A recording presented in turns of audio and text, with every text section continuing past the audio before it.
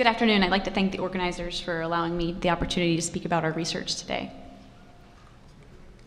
So healthcare disparities account for a large proportion of morbidity and mortality in children and adolescents, yet they remain understudied in pediatrics. And race may influence the distribution, the phenotype, and treatment of Crohn's disease. Healthcare disparity research in adult IBD and other chronic illness models suggests that race and ethnicity, as well as gender, insurance status, socioeconomic status, as well as the insurance essentially leads to suboptimal care and outcomes. So the extent of racial differences is uncertain, and the differences may be due to intrinsic biologic differences between the races, differences in treatment, or both. And the effects of race on hospital admissions in children with Crohn's disease is unknown. So our objectives were to determine if Black children hospitalized for Crohn's are more likely to be readmitted and have longer length of stay compared to a cohort of white children, and determine if steroid, biologic, and TPN usage differs between Black and white children. So our hypothesis is that Black children with Crohn's disease will have worse outcomes than white children. And some examples of what we looked at were decreased time to readmission, increased length of stay, and a higher number of readmissions. So our data source is the Pediatric Health Information System, or PHIS, which is an administrative database containing data from 44 not-for-profit children's hospitals in the United States. And it was established in 2002, and the data is abstracted and coded using PHIS quality guidelines. And then there's patients have individual MRN numbers that allow longitudinal tracking of those individual patients over time. This map represents the current participating children's hospitals in the PHIS network, which represents about 25% of pediatric centers in the United States, and as well as majority of the tertiary care centers. So for our study cohort, we looked at patients less than 21 years of age admitted between January 1st, 2004 and June 30th, 2012. A white cohort was matched 2-to-1 by hospital to a Black cohort. For our inclusion criteria, they had to have Crohn's disease as either a primary or secondary diagnosis, a single race had to be reported, and gender had to be reported. And then our listed on the right of the table are the exclusion criteria for the study. For our outcomes, our primary outcome was the time from the index hospital discharge to readmission. And our readmission categories were defined as an early readmission being less than 30 days and a late readmission being 30 days to 1 year. Secondary outcomes included length of stay, number of readmissions, steroid, biologic, and TPN usage. And secondary predictors were payer status and then median neighborhood income associated with their zip code. So for our analyses, we did several different types of comparisons. So baseline and demographic characteristics were analyzed using standard descriptive statistics. Categorical variables were analyzed using chi-square test, and the time from index hospital discharge to readmission was analyzed using the Kaplan-Meier analysis and log rank test. Length of stay and number of readmissions were analyzed using the Wilcoxon 2 sample test, and race differences on outcomes at several different time intervals were conducted using multivariate logistic regression while controlling for age, gender, region, medications, payer status, and income. And due to all these multiple comparisons, we actually have lowered the p-value threshold to less than 0.005 to be considered statistically significant for all analyses. So we had over 26,000 total encounters, of which there were over 11,000 distinct patients.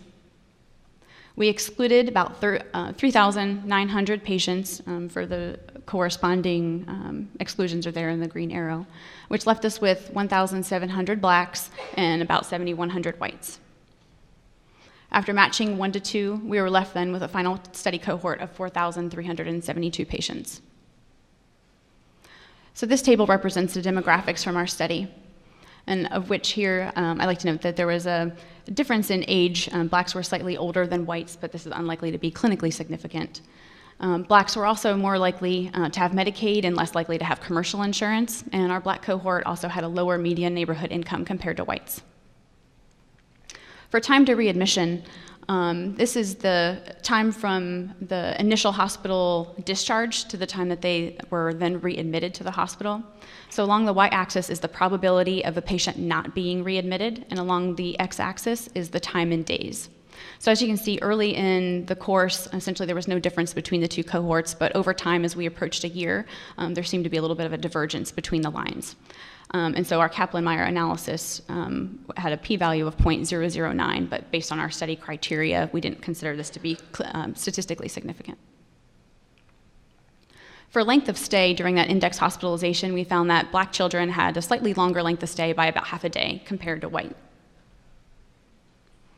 As far as readmissions, we found that the Black cohort had a higher total number of readmissions and were also more likely to have late readmissions compared to whites.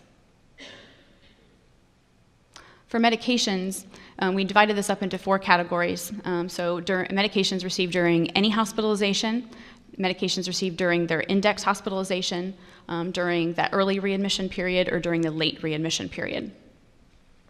So here I would just like to point out that the Black cohort were more likely to have received biologic agents during any hospitalization, during that index hospitalization, and then also for subsequent late readmissions. And Blacks were also more likely to receive steroids during late readmissions. So for our multivariate analysis, predictive factors for readmission.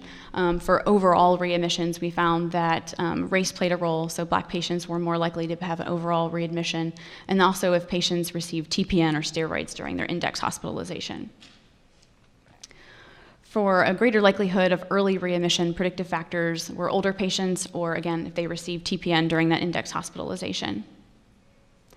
And for the predictive factors of late readmission, steroids received during the index hospitalization. So the key limitations of our study were generalizability. Essentially, we looked at phys hospitals, so couldn't extrapolate this to non-participating phys hospitals. And the phys system is also not weighted for extrapolation of national estimates. And because this is an administrative database, one of the other limitations is misclassification errors, since we are using ICD-9 coding and CPT coding. The key strengths of the study are the fact that it's a large sample size and regionally diverse.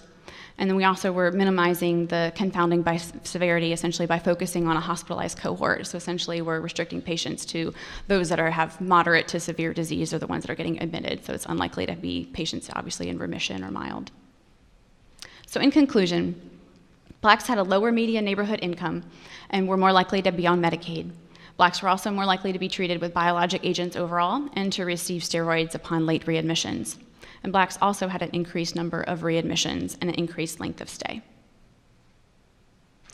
So in summary, the study supports that there are differences in hospital readmissions related to race, and it's unclear whether these are due to disparities in care or phenotypic variation in disease between racial groups.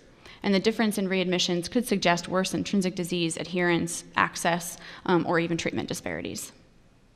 So I'd like to thank my ongoing mentorship team, and as well as our funding sources for this study.